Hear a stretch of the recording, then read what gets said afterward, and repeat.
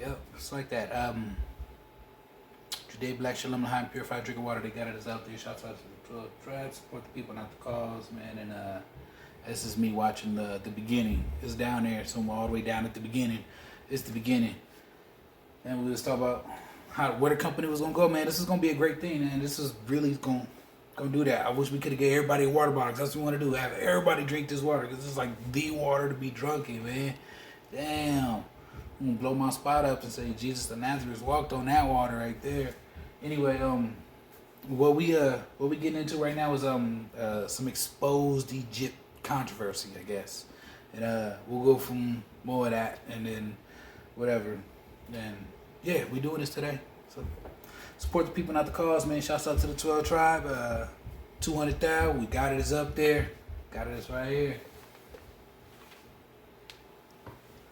Got this right here. Yeah, you playing pass along. The holidays is coming up. You ain't had a water yet.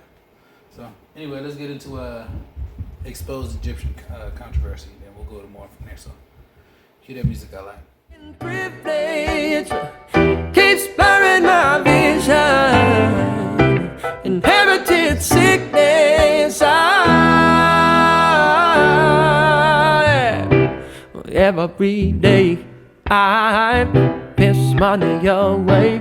I'm a material slave, trying to polish this ball in this chain. So the first question I deem important to answer is, who was Sheikh Anta Diop? Sheikh Anta Diop was a brilliant African scholar born in Senegal in 1923. And when I say brilliant scholar, I mean it. The man was, and I'm not kidding here, a historian, a linguist, a physicist, a chemist, a philosopher, an anthropologist, a sociologist, an Egyptologist, an author, a professor, and a researcher. Okay, now that was a busy man. He obtained training and accreditations for all the occupations mentioned. He was a polymath, a trained scientist, and a trained researcher. He was one of the first scholars to use a multidisciplinary approach to African history. During his chemistry and physics curriculum, he attended classes taught by Nobel Prize winner Frédéric Joliot-Curie. He obtained a doctorate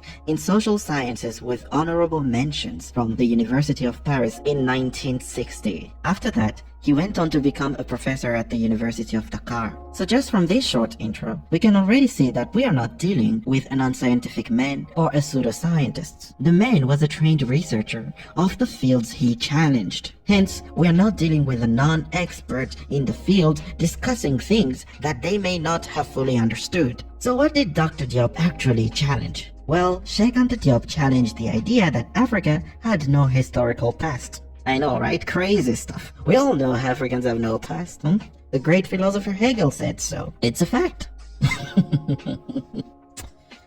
Europeans. Anyways, in his quest to prove that Africa indeed had a historical past, Sheikh Anta Diop, in his research, came upon evidence that Egypt was of Black African origin. And in his own words, he was bothered by it. Why? Because he claimed that they would accuse him of lying or trying to give Africa a mythical great past. For you see, at the time, it was common knowledge that Africa had no past up until Europeans came upon its shores. This was taught to Sheikh Anta Diop and countless other people when he was in school. But even then, he knew it was all BS, showcasing an early ability to sniff out BS of the so-called experts, who then were claiming boldly that Africa hadn't contributed anything to human history, or more accurately, to civilization. This belief is still alive today, though not as much as before. One can still hear an echo of this belief in the words of ex-French President Sarkozy when he claimed that, and I quote, Africa had not entered history enough. BS, of course, since humanity's history started in Africa. I mean, Africa is the birthplace of humanity, just so everyone knows. Mind you, this fact was also being extremely challenged at the time Sheikh Anta Diop was doing his research and studying. And guess who contributed into proving this fact? That's right, it's Sheikh Anta Diop. At the time,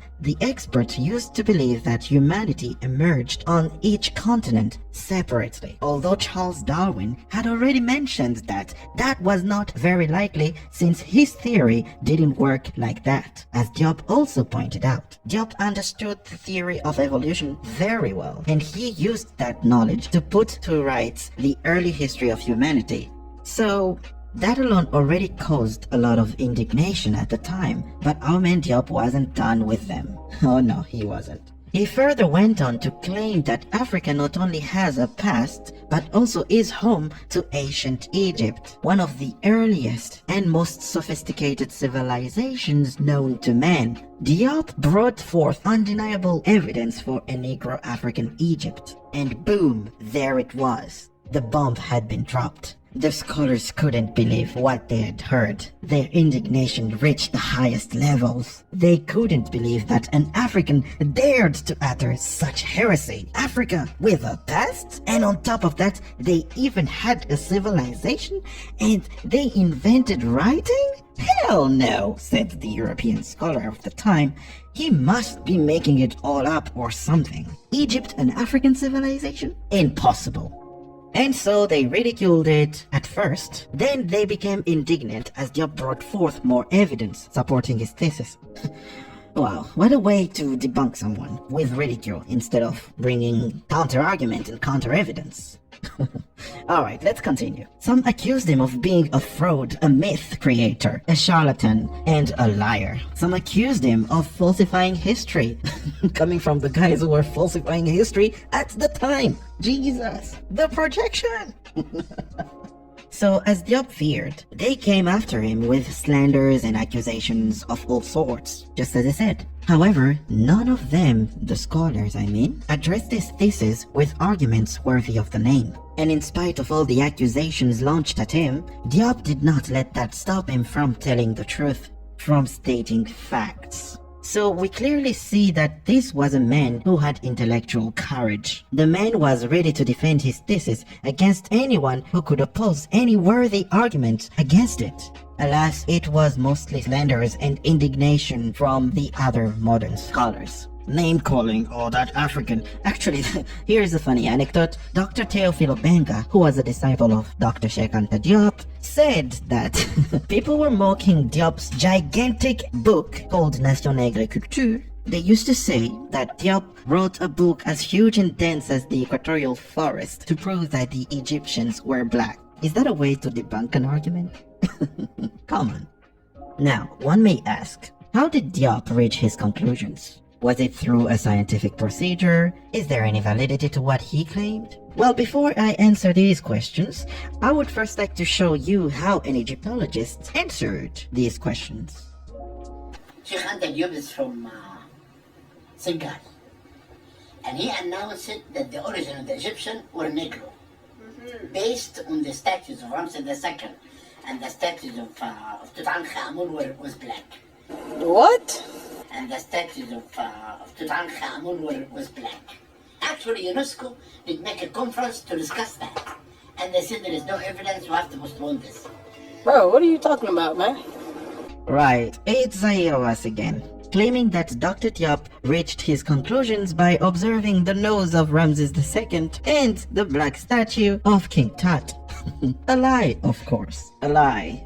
My guy Hawass is lying. He is completely misrepresenting Diop's thesis here. Unlike what the other claimed there in the video, Diop did not come to his conclusions after seeing the black statue of King Tut. Come on, man. We are talking about a trained scientific researcher here and a historian. Does he really believe that those 2 points were enough to lead him to his conclusions? Come on, Hawass. Some of us aren't ignorant. We have read Diop. We've listened to his arguments. A true critical mind would give a read to an opposing thesis and listen to the arguments and fairly represent them.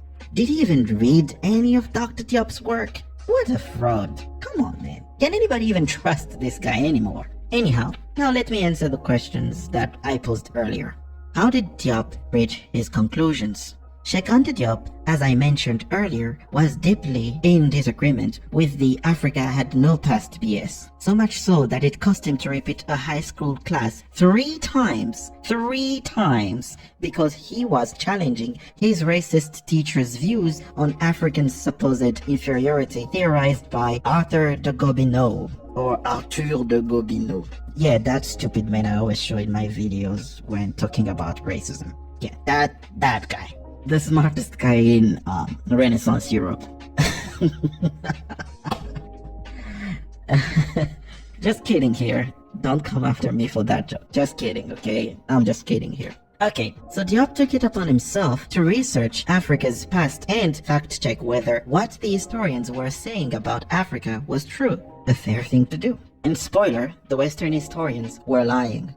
So Diop kept on digging into Africa's past and kept finding incredible stuff that wasn't taught to him in school. Things such as the Empire of Mali, the Dahomey Kingdom, the Kushite empires, the Aksumite empires, the Ghana Empire, the Songhai Empire, the Great Zimbabwe, the Kingdom of Congo, and many other great African kingdoms, and many more facts about African history. Until in his research for Africa's past, he came upon Egypt. How did he come upon Egypt? Well, remember that the Europeans all agreed that Egypt was Black African in the 1700s? Yeah, remember that? Good. Well, they wrote that down, as scholars do, and they wrote down why they thought so. This means that Diop came upon books written by European scholars that cited anthropological evidence, iconographical evidence, archaeological evidence, as well as ancient testimonies that claimed that the ancient Egyptians,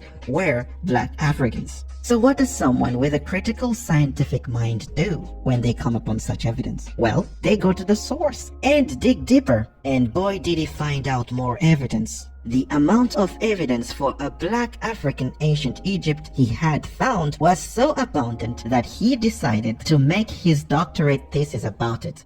This thesis was at first declined because no one wanted to be its jury. Anyhow, isn't that funny? You claim you are scientific, right? But you refuse to judge a thesis because it challenges your entire worldview. Anyways, that didn't stop our man Diop at all. He actually doubled down and added more evidence that could not be ignored. And so the thesis was finally received. Oh yeah, cause you can't keep ignoring a lot of evidence. When the thesis was received, it was defended for 6 hours, by the way. Yeah, 6 hours. Let that sink in. After this thesis, Diop received his doctorate of arts in social sciences with honorable mentions. He later published his thesis and popularized it in his first book, Nation Nègre et Culture, a book that was later translated into English with the title The African Origin of Civilization, Myth or Reality. This book contains all of Diop's arguments for a Black African ancient Egypt. It is a big book containing ancient testimonies, linguistic evidence, iconographical evidence, and cultural evidence to support his thesis, as well as an understanding of how the knowledge was buried by Western scholarship. In the book, he also addresses various opposing arguments. It's not just some random guy who saw the black statue of King Tut, as Hawass mentioned, and decided that Egypt was black because of that. It's not. Sheikh Anta Diop's argument is a scientific one. He used the scientific method to research his conclusions. He researched and sourced his thesis. He brought forth evidence that supported his thesis. The main ones being the linguistic evidence, the cultural evidence, and last but not least, the phenotypical evidence that he obtained by determining the melanin content of the skin of the mummies he studied. Diop found out in his study that the melanin content present in the skin of the mummies was too high to entertain any idea of a pale skin such as that of the Eurasians. His study found out that the Egyptian mummies had what we call today black skin due to the high content of melanin present in them, just as African people's skin. Anyway, this is a replicable study with a falsifiable claim that he encouraged modern scholars to replicate in order to close the debate. However, not many were eager to do it. Go figure why. Something that could actually close the debate. So did Diop's claim have any weight? Oh yes, they do. Yes, they do. They have some pretty heavyweight. Muhammad Ali and Mike Tyson level heavyweight. Give a read to his book and you will soon realize that it has some weight indeed. Therefore, any accusation of Diop being an unscientific researcher or a pseudoscientific researcher is baseless at best and utterly disingenuous at worst. And any claims about him being a fraud, a liar, a charlatan, or a falsifier of history are simply ad hominem attacks on his person from people that are incapable of directly addressing his thesis. Did Dr. Diop stop at his first book? Of course not. The man had a restless mind, so he went on to write more books about the ancient history of Africa. Some notable books are Pre-Colonial Black Africa, that dives into the Middle Age history of Africa. Basically, pre-colonial African history as the title suggests, mainly in the West, but it also touches in the central area of Africa and in the eastern area of Africa. So again, it encompasses the whole of Africa except Egypt because it touches on that in his first book. Another book is The Cultural Unity of Black Africa, and in this book he shows how Africans, especially sub-Saharan Africa and Egypt, all share a common culture. They share a cultural unity, as the title suggests. A very good read. I strongly suggest you read that book. It really shifts your perspective on human history. The third book is Civilization or Barbarism. This last book mentioned here, I must say, was also another bombshell. In this book, Diop proves that the European civilization was heavily influenced by Egypt and that the Greeks heavily borrowed from Egypt. The funny thing is that the ancient Greeks themselves stated so. For example, Diop basically proves that the Greeks took their advanced mathematical knowledge from Egypt. It's proven in that book. It's a huge book, so I would understand that you do not have the time to finish it, but at least go check the evidence he presents for the mathematical knowledge the Greeks took from Egypt and presented it as their own invention. Also, in that book, he also addresses counter-arguments to his thesis. In any case, Diop was doing work that was making a lot of people unhappy, especially the Egyptologists and the imperialist historians who had worked so hard to hide and falsify Africa's history. So what did these guys do to address Diop's work? They banned him by merely stating that he's a charlatan or simply ignoring his work and acting as if nothing had happened. A very scientific attitude, eh? Someone comes with a challenging hypothesis with supported evidence, and you just act as if it didn't happen at all, as if it didn't even exist. Or you simply misrepresent it to your students and colleagues and tell them that Diop is not worthy of any attention. And since you are an authority, they all blindly follow. Just brilliant. They will all blindly follow you because you are the authority and you tell them this researcher is lying to you. He's not worthy of any attention. He's just coming up with some thesis that has no evidence to it. It has no weight, so no need to address him. And if you try, you will be lumped with him. Well, of course, not every scientist was like this. There are those who paid attention to what Diop said and found that he made some good points. Since there are always those who are not aware of the agenda in every conspiracy attempting to falsify an entire continent's history on such a scale, those unaware of the agenda instead truly believe in the ideals of science. And so it was in this spirit that the United Nations Educational, Scientific and Cultural Organization, in short UNESCO, decided to invite Dr. Diop and asked him to participate in writing the general history of Africa. That's saying something. That's UNESCO. That's an international organization with a bunch of scholars in it, scientists, and they were like, yeah, his work is pretty thorough on African history, because they looked at the European work on African history and they were like, you've got nothing. You all say Africa has no history, but this man here has got some pretty solid evidence about ancient Africa, and he's supported by all these other scholars that have been researching. What have you been doing? Anyhow, it was high time to stop this colonialist mindset of Europeans are gonna tell Africa's history for Africans. No one does that. Every continent, every country tells its own history. There is no American scholar telling French history for the French, okay? It's French scholars and researchers telling their history. Same for China, same for Japan. But for some reason, in Africa, we relied on European scholars to tell our history because we were considered children. I mean, I'm not making this up. the French president, what was his name? Charles de Gaulle, called his African colonies mes enfants. That means my children. So yeah, we were really like children to them, so we couldn't tell our own history. But of course, Diop came and said, no more that. And other European scholars were like, yeah, no more that, because they have an equal intellectual capacity, so let them tell their own story. So we gotta give it to UNESCO for taking this initiative. That's really great. Anyhow, that was a little tangent there. Let's continue. Of course, Dr. Diop accepted, but only under 2 conditions. Yeah, the man had conditions. That's how good he was. Anyhow, what were those conditions? The first condition was that UNESCO should map by satellite the entire continent of Africa. That hadn't been done by then. So yeah, to reveal some ancient routes between kingdoms, and that has been actually done. They've shown how ancient African kingdoms used to trade with each other and exchange ideas and trade with the world. The second condition, and most important to Dr. Diop, was that a debate be held between all experts in the world on ancient Egyptian history and him and his colleague Theophile Benga in order to decide whether Egypt was to be included in African history or not. Diop stated that this debate would be held in 2 years' time in order to give everyone enough time to prepare themselves so that they wouldn't come and say, oh no, we didn't have enough time, right? 2 years, prepare yourselves, you've got a debate, come prepared. Good. Diop stated that he wanted this done first so that if the Egyptologists managed to refute his thesis, he would have considered to exclude ancient Egypt from the general history of Africa and leave it as it was, a Middle Eastern civilization that just happened to find itself in Africa with a bunch of African traits to it.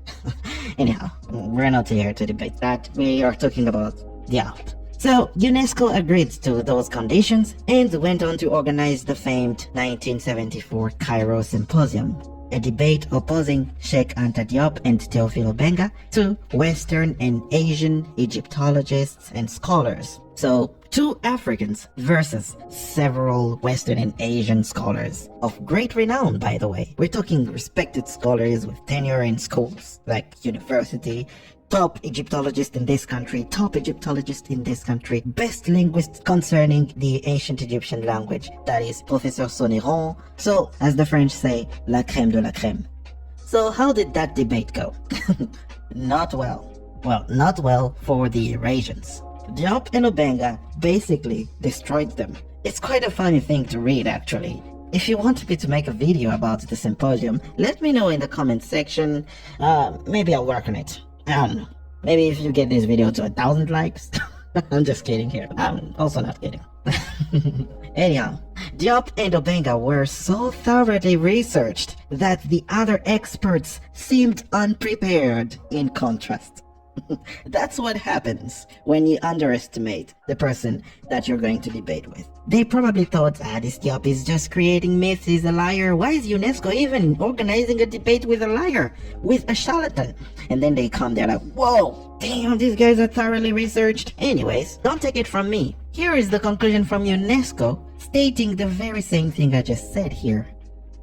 Where's the conclusion, by the way? I forgot to put it in. General conclusion. It is to be expected that the overall results of the symposium will be very differently assessed by the various participants.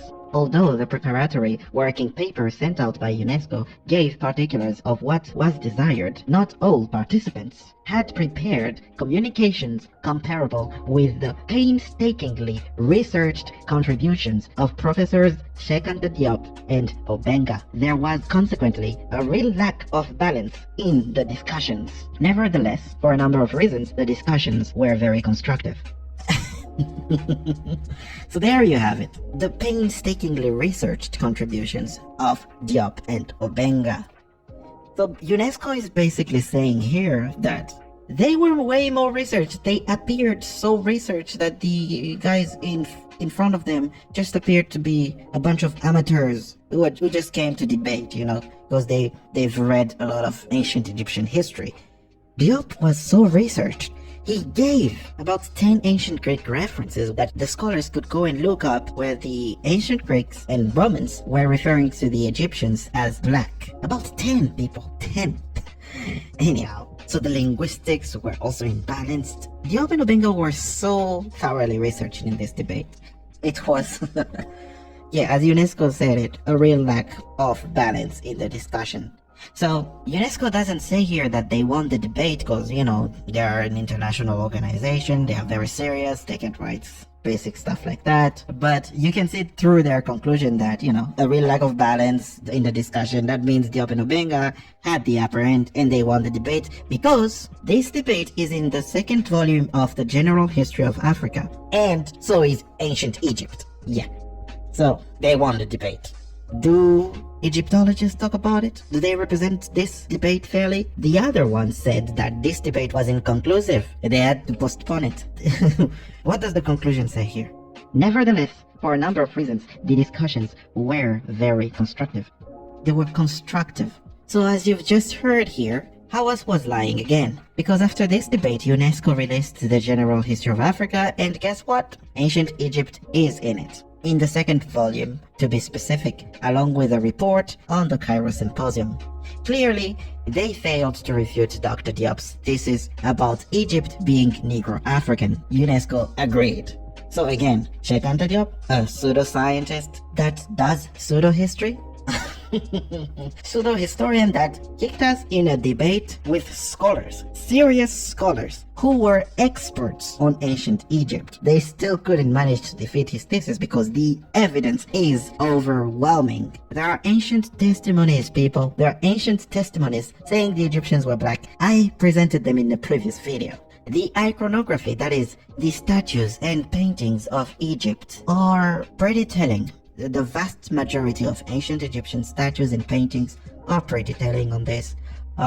What's the other? The cultural elements of ancient Egyptian civilization are pretty African. I have to do a video about that later. But yeah, they are pretty African. And the linguistical evidence. Diop and Obenga presented heavyweight. So, Cheikh Anta Diop, a pseudo-historian, that's just an ad hominem attack. Nothing more. It's not addressing his thesis. It's just someone saying, well, you're a liar. Man, you didn't attack my argument. You just attacked me personally and said I'm a liar. No. What is a lie about what I say? That's what you have to attack. Just like I do here with Hawass, I call him a liar after saying why he is a liar. That's how you disprove a person's arguments. Just a tip to the Egyptologists out there claiming that Diop is a pseudo-historian without providing the evidence for what they are stating there. Except I am an authority, I know what I'm talking about, shut up. Anyhow, let's continue. A lot of tangents in this video, that's because, man, I love talking about Diop. Anyhow, let's continue. This symposium proves beyond the shred of a doubt that he was no pseudo-historian that created a mythical past for Africans to live by. He simply unearthed the truth and exposed a modern falsification of African history. Actually, in his book, he calls it the modern falsification of history, and it is pretty convincing because the evidence is overwhelming, and we all know what the Europeans did during colonization and slavery. They falsified history. It's a fact. Diop is not the only one stating this. There is evidence for this. Anyhow, let's continue. He made claims that are falsifiable and invited every scientist to falsify them, but this did not happen. Instead, what happened was a shadow ban of all his works. A student's thesis citing Diop's work in their research will not be received. They'll call it a pseudoscience, man. You can't use pseudoscience in a scientific paper. You see how it works, right? Egyptologists and scholars that dare to mention him make various attacks on his person or simply strawman his arguments, but never address his core arguments. The man's works have been banned from universities. His ideas were never further investigated by Western scholars who are dominating the field of Egyptology. This is why the debate is still ongoing, because those who argue against the Africanity of ancient Egypt today are barely acquainted with Diop's works. Why? Because their predecessors failed to refute his thesis, as shown by the UNESCO Symposium, but still wanted to keep Egypt out of Africa. So what did they do? They simply never mentioned Diop at all, and never addressed his points. That is why one can still debunk the current view of Egyptologists with Diop's arguments. They don't let their students read Diop because some of them have a critical and objective mind and might find several points of Diop quite relevant. That is why the attempt to keep Egypt out of Africa is still ongoing. Sheikh Anta Diop's fight is not over, and he has more and more disciples that took up his work and continue to do wonders. When I say this, I think of Theophilo Benga, Nusere Kalala Omotunde, Anthony Brother, Dr. Ronoko Rashidi, and so many others. Okay, we continue. And lastly, people often accuse the late Dr. Diop of approaching this issue politically. As we have seen in this video, his approach was a scientific one, so that simply isn't true. Some also say that since Dr. Diop was engaged in a political quest, he could not have been scientific and objective. That is of course nonsense. This is a false dichotomy fallacy. That is, one cannot be both a scientist and a politician. Not true. The two disciplines aren't exclusive. These are just attempts to discredit the man. Those same people never question the works of colonial-era European historians who falsified the history of Africa for political reasons. The Europeans were very well aware that in order to subjugate a people, cultural alienation and historical erasure were very powerful tools. They were crucial to the subjugation of a people. So they asked experts to lie about historical events in order to maintain power. All very political, by the way. But no one ever dares to question these philosophers that were talking about Africa, or these scientists that went to do some research in Africa and ended up finding out that, yeah, well, they had no writing while not doing a very thorough scientific research. When Diop was arguing for the African origin of humanity, he stated that Africa was the place that had been the least excavated. And why was that? Because the Westerners believed that humanity started where they originated.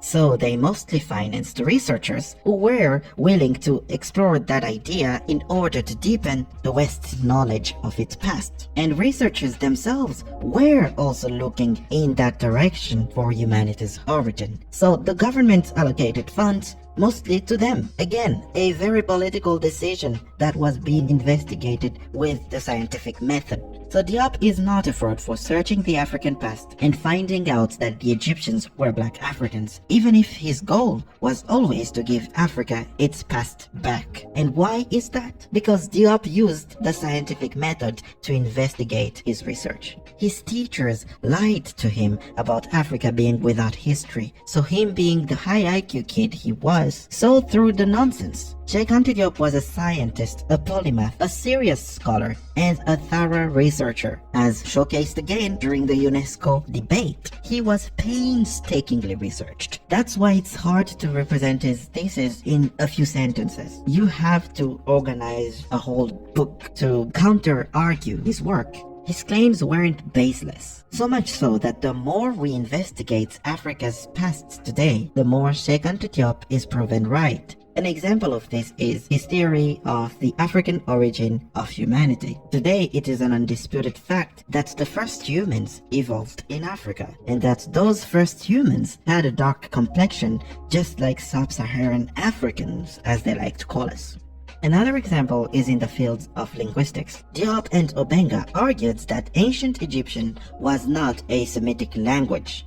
And they were right again. Egyptian is no longer classified in the Semitic branch of the Afro-Asiatic language family. In fact, Christopher Ehret, an expert of the Afro-Asiatic language family, confirms this further with his research. He showed that ancient Egyptian was indeed an African language born in Africa, specifically in and around the Horn of Africa. Also, the more the skeletal remains of mummies are investigated, the more they find out that they are akin to the people in East Africa. Admixture happened, for sure. Sheikh Anta Diop never denied it, but he said that those populations would have looked like those of the Caribbean region rather than those of the Middle East, as the paintings and statues seem to suggest. We know the Caribbeans are African people that have varying degrees of European admixture. However, no one would ever describe them as white or non-black for that matter. Same for the ancient Egyptians, a black African population that sometimes mixed with the newcomers. So as Diop said, if people were to meet the ancient Egyptians today, no one would be under the impression that they had a white person in front of them. In fact, I would personally add here that it is sure that they would have called them black. At the end of his life, Cheikh Anta Diop was widely known and respected throughout the world. He received an award for being the most influential African thinker of the 20th century. The famous Caribbean poet and thinker Aimé Césaire said that, and I quote, Cheikh Anta Diop, through his work, had given back to Africa its past, and by doing so, he probably gave back its proper past to humanity. Cheikh Anta Diop died in 1986 and left wife and children. His legacy was so great that a university was named after him in Senegal. Finally, I would like to give one of my favorite quotes from Cheikh Anta Diop. Here it is. The only salvation is direct knowledge. No laziness can exempt us from this effort. One must absolutely obtain direct knowledge. With equal training, truth triumphs. Train yourself. Arm yourselves with science to the teeth and seize your cultural heritage. Or drag me through the mud when you get to that direct knowledge and find that my arguments are inconsistent. A great man indeed, this Dr. Diop. I love this quote because it displays the critical thinker in him that I admire so much. And he is so right when he says, direct knowledge is the only way.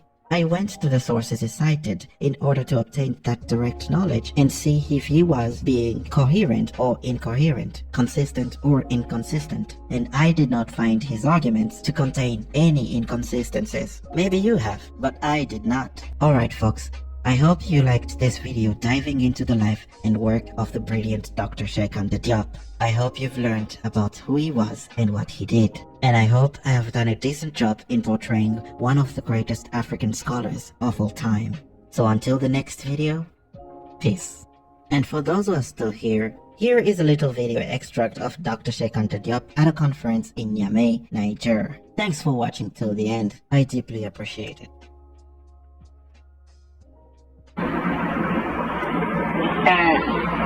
Je crois que le mal que l'occupant nous a fait n'est pas encore guéri. Voilà le fond du problème. L'aliénation culturelle finit par être partie intégrante de notre substance, de notre âme. Et quand on croit s'en être débarrassé, on ne l'a pas encore fait complètement. Souvent, le colonisé ressemble un peu, ou l'ex-colonisé même, ressemble un peu à cet esclave du 19e siècle, qui libéré va jusqu'au pas de la porte, et puis revient à la maison parce qu'il ne sait plus où aller. Il ne sait plus où aller. Depuis le temps qu'il a perdu la liberté, depuis le temps qu'il a acquis des réflexes de subordination, depuis le temps qu'il a pensé, comme appris à penser à travers son maître. C'est un peu ce qui est arrivé aussi à l'intelligentsia africaine, dans son ensemble. Parce que, en dehors de quelques questions, toutes les questions que vous m'avez posées reviennent à une seule. Quand est-ce que les Blancs vous reconnaîtront-ils? Parce que la vérité sont blanches. C'est cela. Mais c'est dangereux ce que vous dites. Parce que, si réellement l'égalité intellectuelle est tangible, l'Afrique devrait, sur des thèmes controversés, être capable d'accéder à la vérité par sa propre investigation intellectuelle, se maintenir à cette vérité jusqu'à ce que l'humanité sache que l'Afrique ne sera plus frustrée, que les idéologues perdront leur temps parce qu'ils ont rencontré des intelligences égales qui peuvent leur tenir tête sur le plan de la recherche de la vérité. Mais vous êtes persuadé que pour qu'une vérité soit valable et objective, il faut qu'elle sonne blanche. Mais ça, c'est un repli de notre âme qui doit disparaître. Et ce sont justement les Blancs qui vont nous y aider. Et c'est parce que je savais cela que lorsque l'UNESCO m'a demandé de participer à la rédaction de l'histoire générale de l'Afrique, c'est voulu. J'ai dit que je serais bien incapable de parler la vérité sous prétexte que nous allons écrire un ouvrage de portée internationale.